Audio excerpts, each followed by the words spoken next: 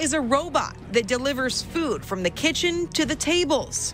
Pearl works 10 makabagong robotics na bumabago sa mga industriya. Welcome sa Arvin Polo TV.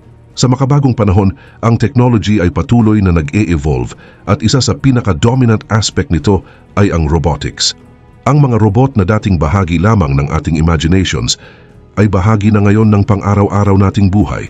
Malaki ang nagiging ambag nila upang mapadali ang mga gawain tulad na lamang sa pabrika. At sa video na ngang ito ay aalamin at pag-uusapan natin ang 10 robotics innovations na bumabago sa mga industriya. Kaya naman simulan na natin. Number 1, collaborative robots. Ang collaborative robots o cobots ay mga robot na ginawa upang magtrabaho kasama ng mga tao. Hindi tulad ng mga traditional na robot na kailangang ilayo sa mga tao para maiwasan ang aksidente. Ang mga cobots ay idinisenyo upang maging ligtas gamitin sa tabi ng tao. May mga sensor ang mga ito na nakakakita kung may tao sa paligid. Kapag may nakitang tao, ang mga cobots ay agad na humihinto o nag-a-adjust ng galaw para maiwasan ang anumang aksidente. Isa sa mga pangunahing katangian ng cobots ay ang kanilang kakayahan na magamit sa iba't ibang uri ng trabaho. Dahil dito ay nagagamit ang mga cobots sa maraming industriya mula sa paggawa ng mga produkto hanggang sa mga health services. Karaniwan silang ginagamit sa mga simpleng gawain na paulit-ulit tulad ng pag-pack ng mga produkto, paglipat ng mga materials, pag-aalaga sa mga makina at pagsusuri sa quality ng produkto. May mga sensor at artificial intelligence ang mga cobots na tumutulong sa kanila na mag-adjust sa mga pagbabago sa kapaligiran o proseso ng trabaho. Gayun din, ang kaligtasan ng mga cobots ay isa sa mga pangunahing dahilan kung bakit madalas silang ginagamit sa iba't ibang industriya. Mayroon silang technology na nag-a-adjust sa lakas ng kanilang galaw kapag naramdaman nilang may tao sa malapit.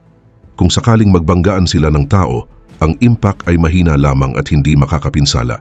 Ang mga cobots ay karaniwan ding may limitations sa bilis at lakas ng galaw na nag-a-adjust depende sa layo ng tao sa kanila.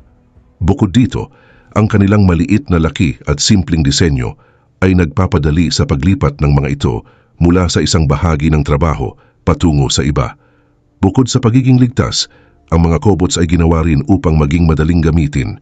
Hindi kailangan ng mataas na kaalaman sa technology para makapag-program ng mga ito. Maraming cobots ang maaaring turuan o i-program sa pamamagitan ng simpleng paggalaw sa kanilang mga braso na tinatawag na lead-through programming. Kadalasan, ang mga cobots ay may interface na madaling intindihin at gamitin kahit ng mga empleyadong walang masyadong karanasan sa robotics. Samantala, sa aspeto naman ng ekonomiya ay malaki ang naitutulong ng mga cobots sa mga negosyo dahil sila ay cost-effective. Mababang maintenance at energy consumption ang kinakailangan ng mga ito at kaya nilang magtrabaho ng tuloy-tuloy ng walang pahinga. Dahil dito ay mabilis ang balik ng puhunan para sa mga negosyo na gumagamit ng cobots. Number 2, autonomous mobile robots. Ang autonomous mobile robots o AMRs ay mga robot na kayang gumalaw at magtrabaho nang walang direktang tulong mula sa tao. Ginagamit nila ang mga sensor tulad ng camera at LiDAR upang makita ang kanilang paligid at maghanap ng tamang daan. Ang mga AMRs ay dinisenyo upang mapadali at mapabilis ang trabaho sa iba't ibang industriya tulad ng pabrika, bodega at hospital. Nagagawa nilang gawing automatic ang mga paulit-ulit at minsan ay mapanganib na gawain. Maliban dito, ang mga AMRs ay may kakayahang mag-navigate o maglakbay sa kanilang kapaligiran gamit ang mga sensor na naka-install sa kanila. Ang mga sensor na ito ay tumutulong sa kanila na malaman kung ano ang nasa paligid nila, tulad ng mga pader, tao at iba pang mga harang.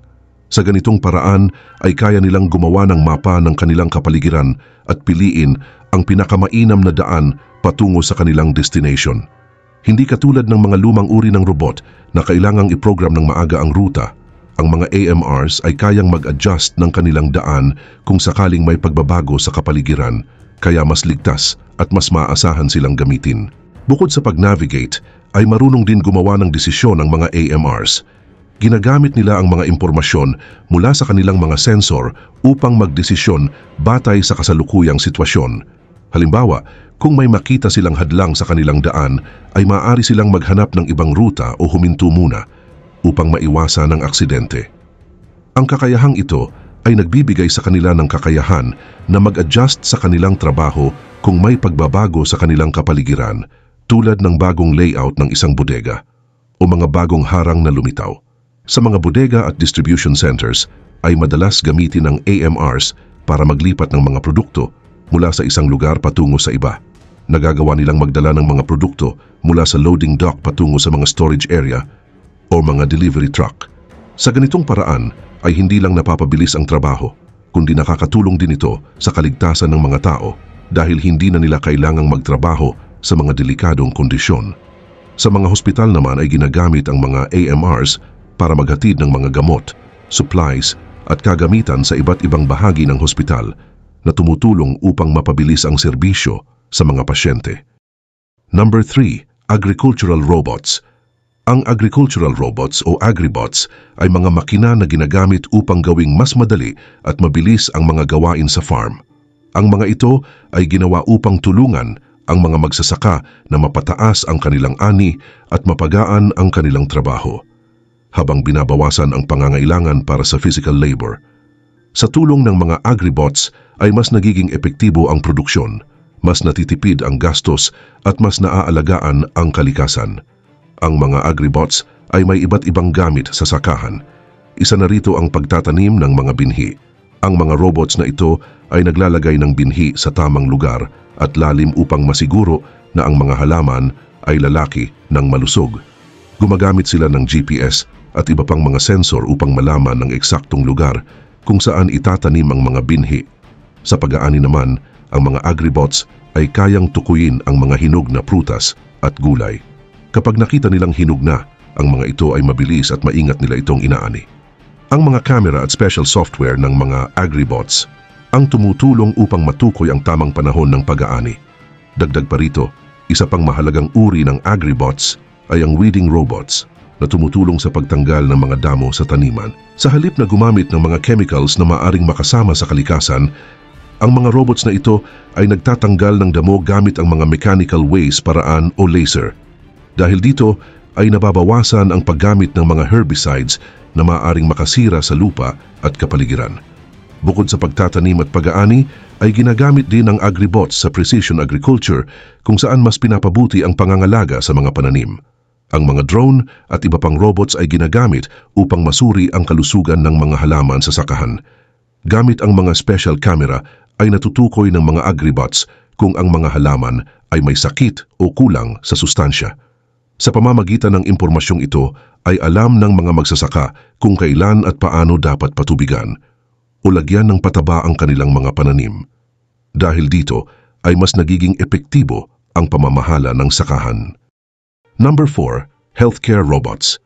Ang healthcare robots ay nagiging mahalagang bahagi ng modernong pangangalaga sa kalusugan. Ang mga robot na ito ay tumutulong sa iba't ibang gawain mula sa pag-aalaga ng mga pasyente hanggang sa pagtulong sa mga doktor sa mga operasyon. Habang tumatagal, ay patuloy na umuunlad ang technology ng mga healthcare robots na nagdadala ng mas magandang serbisyo sa mas mababang gastos at tumutulong sa mga kakulangan ng mga healthcare workers. Isa sa mga pangunahing uri ng healthcare robots ay ang mga surgical robots. Ang mga ito ay ginagamit ng mga doktor para sa mas tumpak na operasyon. Halimbawa, ang Da Vinci Surgical System ay isang robot na tumutulong sa mga doktor na mag-opera ng may mas maliit na sugat at mas kaunting komplikasyon. Dahil dito ay mas mabilis gumaling ang mga pasyente at mas kaunti ang oras ng kanilang recovery. Mayroon din mga robots na ginagamit sa rehabilitation. Ang mga ito ay tumutulong sa mga pasyente na may physical damage o mga sakit na nangangailangan ng therapy. Halimbawa, ang exoskeleton robots ay sinusuot ng pasyente para tulungan silang makalakad o makatayo muli. Ang mga robot na ito ay nagbibigay ng espesyal na tulong na nakaayon sa pangangailangan ng bawat pasyente. Bukod dito, ay mayroon ding mga service robots na ginagamit sa mga hospital at nursing homes. Ang mga robot na ito ay tumutulong sa pagdadala ng gamot, pagkain o mga documents sa iba't ibang bahagi ng hospital. Sa ganitong paraan ay nababawasan ang trabaho ng mga healthcare workers, kaya mas may oras sila para sa ibang mahahalagang gawain. Sa ilang kaso, ang mga robot na ito ay nagsisilbing kasama ng mga matatanda o ng mga pasyente na may mental health issues upang mabawasan ang kanilang kalungkutan. Karagdagan pa, ang isa pang mahalagang gamit ng healthcare robots ay ang kanilang kakayahang magbigay ng remote healthcare services o telemedicine. Lalo itong naging mahalaga noong pandemic kung saan ang mga robot ay ginamit sa remote consultations, pagsusuri at paghatid ng mga medical supplies sa mga pasyente sa kanilang mga tahanan. Number 5. Drones for delivery. Ang paggamit ng drones para sa pagtransport ay isang bagong technology na mabilis na nagiging popular sa buong mundo.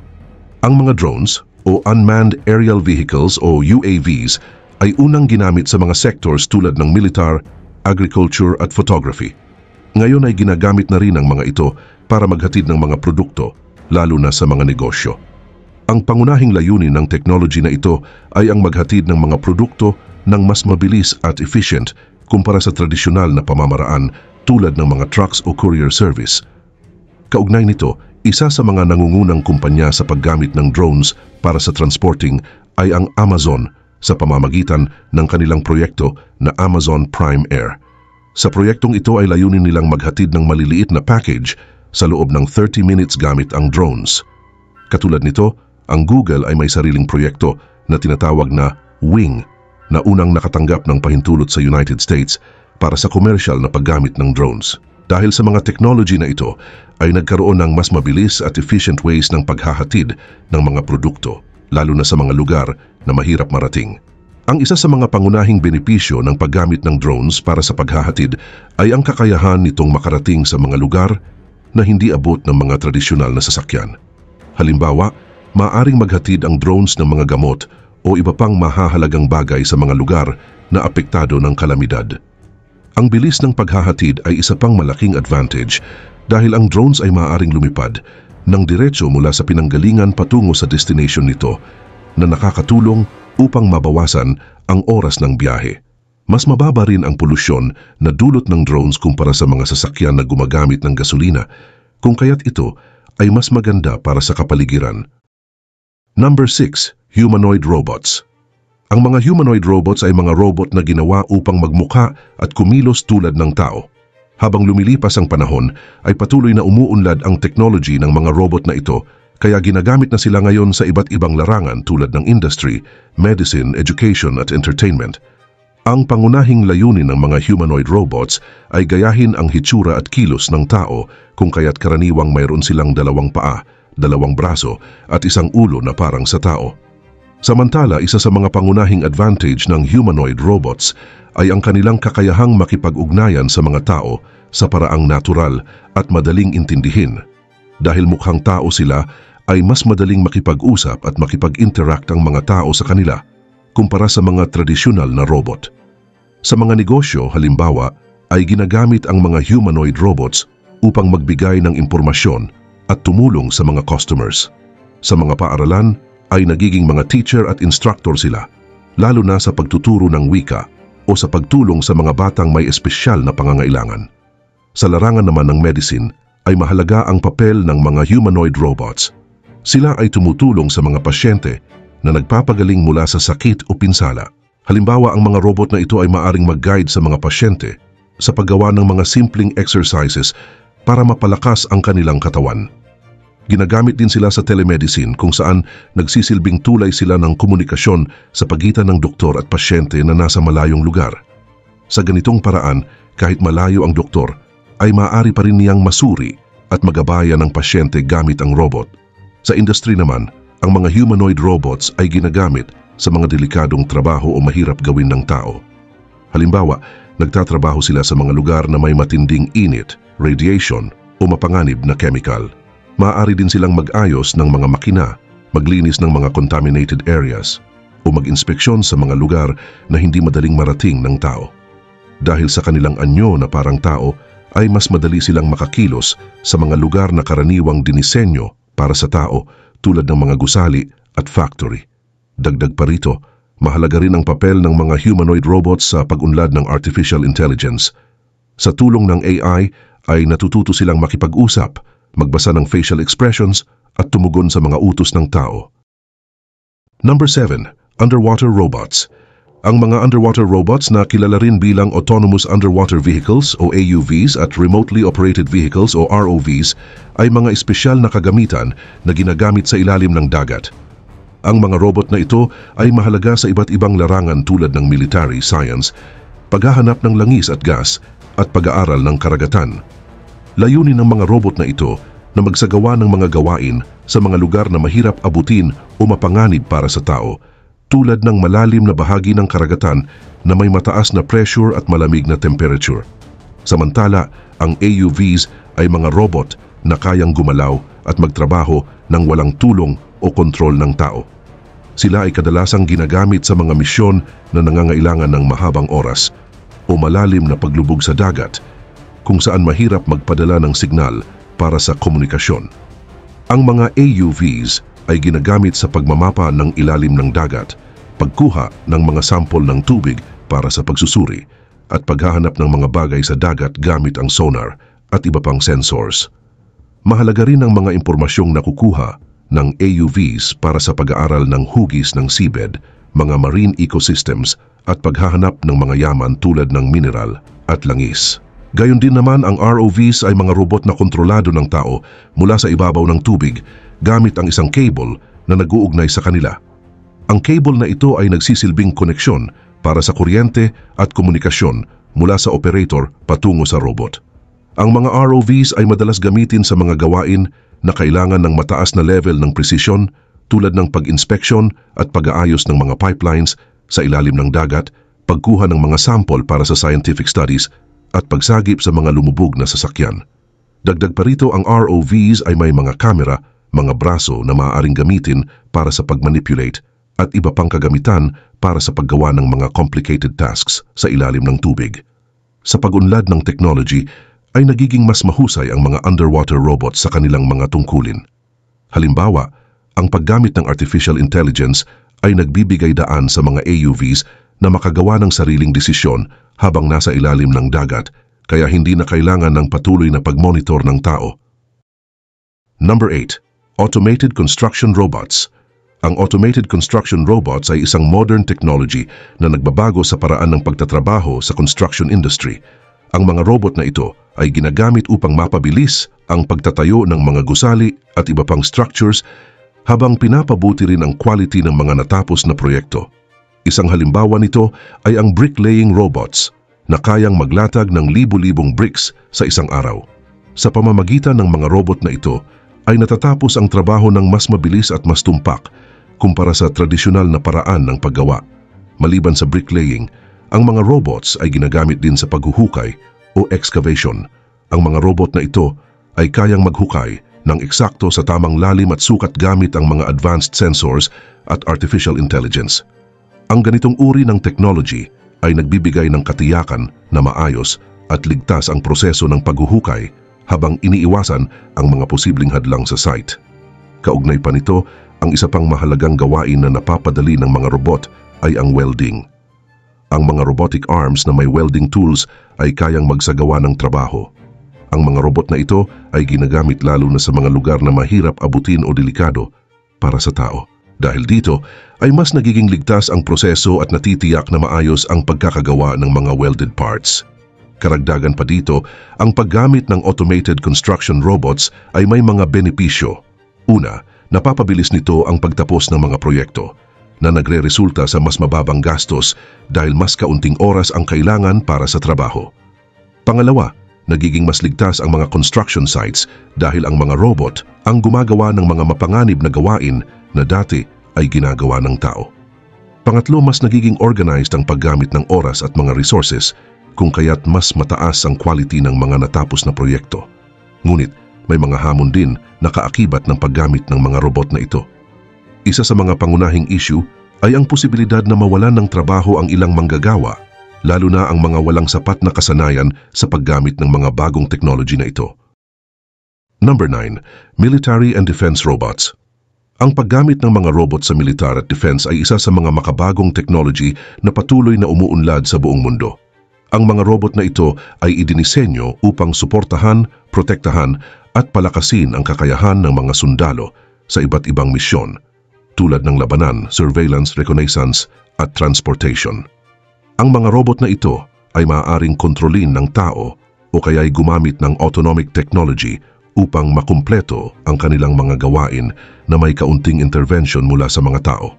Kaugnay nito, ang mga robot na ginagamit sa militar ay may iba't ibang anyo at layunin. Ang mga unmanned aerial vehicles o drones ay karaniwang ginagamit para sa surveillance at reconnaissance. Ang mga ito ay nagbibigay ng mahalagang impormasyon ng real-time na tumutulong sa mga military leaders na gumawa ng tamang desisyon sa panahon ng labanan. Bukod dito, ang mga UAVs ay ginagamit din sa mga tinatawag na precision strikes na nagpapahintulot sa militar na matarget ang mga kalaban ng may high level of accuracy at kaunting panganib sa mga sundalo. Bukod dito, ang unmanned ground vehicles o UGVs naman ay mga robot na naglalakbay sa lupa. Ang mga UGVs ay may iba't ibang usage tulad ng pagdispatcha ng bomba, pagdadala ng supplies at maging sa direktang labanan. Halimbawa, ang MAARS o Modular Advanced Armed Robotic System ay isang UGV na maaaring lagyan ng mga armas at gamitin sa labanan. Ang mga ganitong robot ay nagbibigay ng proteksyon sa mga sundalo sa pamamagitan ng pagsasagawa ng mga mapanganib na gawain habang sila ay nasa ligtas na lugar. Mayroon ding mga Unmanned Underwater Vehicles o UUVs na ginagamit sa mga misyon sa ilalim ng tubig tulad ng pagdetect at pag-alis ng mga mina at pangangalap ng impormasyon sa ilalim ng dagat. Ang mga UUVs ay mahalagang bahagi ng naval operations dahil sa kanilang kakayahang magsagawa ng mga gawain na mahirap o delikado para sa mga tao. Bukod sa mga robot na ginagamit sa labanan at surveillance, ay mayroon ding mga robot na idinisenyo para sa logistical support. Ang mga autonomous logistics robots ay ginagamit upang maghatid ng supply sa mga sundalo sa front lines na nagbabawas ng panganib sa mga tao. Number 10. Food service robots. Ang food service robots ay mga machines na ginagamit upang maghatid ng pagkain at inumin sa mga customer sa mga restaurants at kainan. Sa pag-unlad ng technology, ang mga robot na ito ay nagiging mas mahusay sa pagtulong sa mga negosyo na magbigay ng mabilis at maayos na serbisyo. Ang paggamit ng mga robot ay nakakatulong upang mapabuti ang experience ng mga customer at binabawasan ang mga pagkakamali na kadalasang nangyayari sa mga tradisyonal na paraan ng pag-serve. Samantala, ang pangunahing layunin ng food service robots ay gawing mas mabilis at madali ang pagdadala ng pagkain mula sa kusina patungo sa mga customer. Iba't ibang uri ng robot ang ginagamit depende sa kanilang gawain. Halimbawa, ang ilang robot ay nagdadala ng pagkain mula sa kusina papunta sa mesa ng mga customer habang ang iba naman ay tumutulong sa pagkuha ng order o paglilinis ng mga mesa. Ang mga serving robots ay mga robot na programmed upang dalhin ang pagkain sa tamang mesa. Ang mga ito ay may sensors at artificial intelligence na tumutulong upang maiwasan ang banggaan sa mga tao o iba pang bagay habang sila'y gumagalaw. Mayroon ding mga robot na nagtatrabaho sa kusina tulad ng cooking robots na kayang magluto ng pagkain ng eksakto ayon sa recipe na walang kasamang pagkakamali. Bukod sa paghahatid ng pagkain, ang mga food service robots ay may kakayahan ding makipag-usap sa mga customer. Ang ilang mga robot ay may voice recognition at facial recognition na nagbibigay daan sa kanila upang makipag-ugnayan sa mga customer at tumugon sa kanilang mga pangangailangan. Mayroon ding mga robot na kayang magproseso ng payment kaya mas pinadadali ang buong proseso ng serbisyo. Ang ganitong uri ng robot ay madalas ginagamit sa mga lugar na may maraming customer tulad ng fast food chains at cafeteria. Sa katunayan, isa sa mga pangunahing advantage ng paggamit ng food service robots ay ang kanilang kakayahang magbigay ng pare-parehong serbisyo. Dahil ang mga robot ay programmed at hindi napapagod, ay kaya nilang maghatid ng pagkain at services na may parehong quality.